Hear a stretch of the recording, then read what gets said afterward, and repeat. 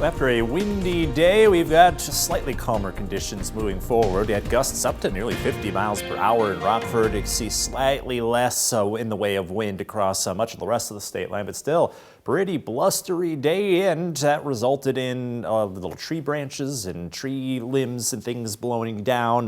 Probably just was difficult to drive on the roads. We'll have less wind, but still plan on a breezy day ahead for Tuesday. Now, here's the reason why we had such strong winds today and what we'll see again tomorrow and later this week. It's the contrast between air pressure areas. So we have strong high pressure over Texas and a deep low over Quebec. Now, these are thousands of miles apart. They're thousands of miles away from us, but since we're right in between, we can still have quite the contrast between these two, resulting in all sorts of strong winds. We get our windy weather from the contrast between high and low. That's what cranked up the winds today and will cause some blustery conditions again for Tuesday, because another low sweeps in from the north, so that'll cause those winds to ramp back up again because of that contrast between high and low pressure. Basically, if the earth wasn't spilling, the wind would be trying to fill these two areas in and even them out, but because we've got a rotating earth, we got the wind going west to east for the most part.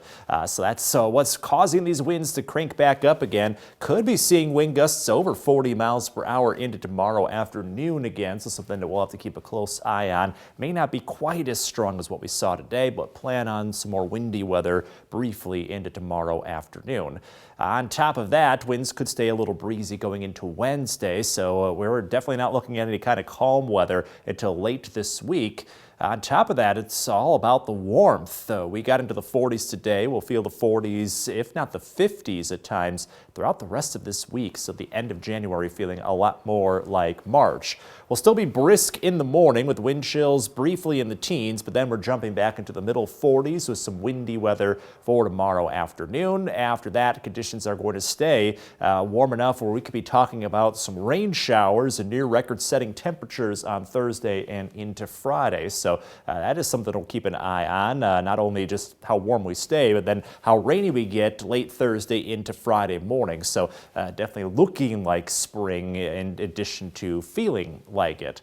So after a very warm end to this month with temperatures in the 40s to 50s, we start to drop back this weekend. We get into February with highs in the 30s to 40s, a slight chances for showers. In your most accurate 10-day forecast, the weather keeps cooling off from there. We may be bordering onto, if not into, the 20s by late next week. So February brings winter back. The end of January, though, continues to feel like spring.